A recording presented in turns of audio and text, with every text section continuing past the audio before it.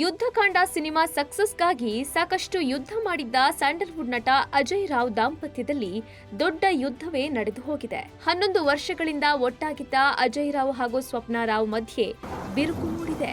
ಹೌದು, ಪ್ರೀತಿಸಿ ಮದುವೆ ಆಗಿದ್ದ ಅಜಯ್ ರಾವ್ ಹಾಗೂ ಸ್ವಪ್ನಾ ರಾವ್ ಈಗಾಗಲೇ ವಿಚ್ಛೇದನಕ್ಕೆ ಅರ್ಜಿ ಹಾಕಿದ್ದಾರೆ.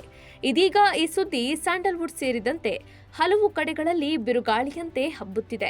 ನಟ ಅಜಯ್ ರಾವ್ ವಿರುದ್ಧ ಪತ್ನಿ ಸಪ್ನಾ ಅವರು ಕೌಟುಂಬಿಕ ದೌರ್ಜನ್ಯ ತಡೆ ಕಾಯ್ದೆಯಡಿ ದೂರು ಸಹ ದಾಖಲಿಸಿದ್ದಾರೆ ಅಂತ ಹೇಳಲಾಗ್ತಿದೆ. ಪತ್ನಿ ಜೊತೆಗೆ ಮಗಳು ಚರಿಷ್ಮಾ ಸಹ ಅಜಯ್ ರಾವ್ ವಿರುದ್ಧ ದೂರು ದಾಖಲು ಮಾಡಿದ್ದಾರೆ ಎನ್ನಲಾಗ್ತಿದೆ. ಪ್ರಕರಣದ ಬಗ್ಗೆ ಹೆಚ್ಚಿನ ಮಾಹಿತಿಗಳು ಇನ್ನಷ್ಟು ಬಹಿರಂಗವಾಗಬೇಕಿದೆ. 2014ರಲ್ಲಿ ಅಜಯ್ ರಾವ್ ಹಾಗೂ ಸಪ್ನಾ ಪ್ರೀತಿಸಿ ಮದುವೆ ಆಗಿದ್ರು. ಹೊಸಪೇಟೆಯಲ್ಲಿ ಆಪ್ತರು ಸಂಬಂಧಿಕರ ಎದುರು ಸರಳವಾಗಿ ಈ ಜೋಡಿಯ ವಿವಾಹ ನಡೆದಿತ್ತು. ಈ ದಂಪತಿಗೆ ಚರಿಷ್ಮಾ ಎಂಬ ಮಗಳಿದ್ದಾಳೆ. ಇದೀಗ ಇಬ್ಬರು ಡಿವೋರ್ಸ್ ಕೋರಿ ಅರ್ಜಿ ಸಲ್ಲಿಸಿರೋದು ಭಾರಿ ಕುತೂಹಲ ಕೆರಳಿಸಿದೆ.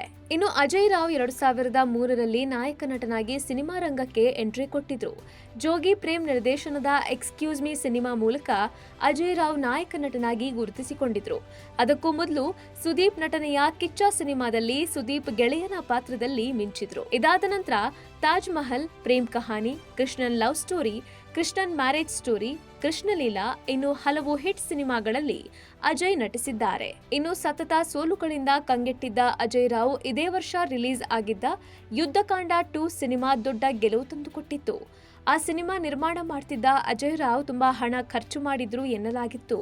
ಅಲ್ಲದೆ ಯುದ್ಧಕಾಂಡ 2 ಸಿನಿಮಾಗಾಗಿ ಎಲ್ಲವನ್ನೂ ಮಾರಿಕೊಂಡಿದ್ದೇನೆ ಅಂತ ಅಜಯ್ ರಾವ್ ಹೇಳಿಕೊಂಡಿದ್ರು. ಐಷಾರಾಮಿ ಕಾರನ್ನು ಕೂಡ ಸಿನಿಮಾಗಾಗಿ ಸೇಲ್ ಮಾಡಿದ್ದು, ಆ ಕಾರಿನ ಮುಂದೆ ನಿಂತು ಅಜಯ್ ರಾವ್ ಮಗಳು ಅತ್ತಿದ್ದ ದೃಶ್ಯ ಎಲ್ಲೆಡೆ ವೈರಲ್ ಆಗಿತ್ತು.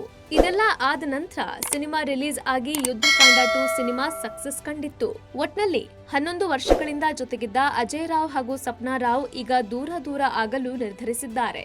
ಆದ್ರೆ ಸ್ವಪ್ನಾ ರಾವ್ ಅಜಯ್ ರಾವ್ ವಿರುದ್ಧ ಕೌಟುಂಬಿಕ ದೌರ್ಜನ್ಯ ಕೇಸ್ ಹಾಕಿರೋದು ಭಾರೀ ಸಂಚಲನ ಸೃಷ್ಟಿಸಿದೆ. Bureau report, boss TV Kannada. Latest ಹಾಗೂ ಇಂಟ್ರೆಸ್ಟಿಂಗ್ ಸುದ್ದಿಗಳಿಗಾಗಿ ಬಾಸ್ ಟಿವಿ ಕನ್ನಡ ಚಾನೆಲ್ನ ಸಬ್ಸ್ಕ್ರೈಬ್ ಮಾಡಿ. ಹಾಗೆಯೇ ಬೆಲ್ ಐಕಾನ್ ಪ್ರೆಸ್ ಮಾಡಿ.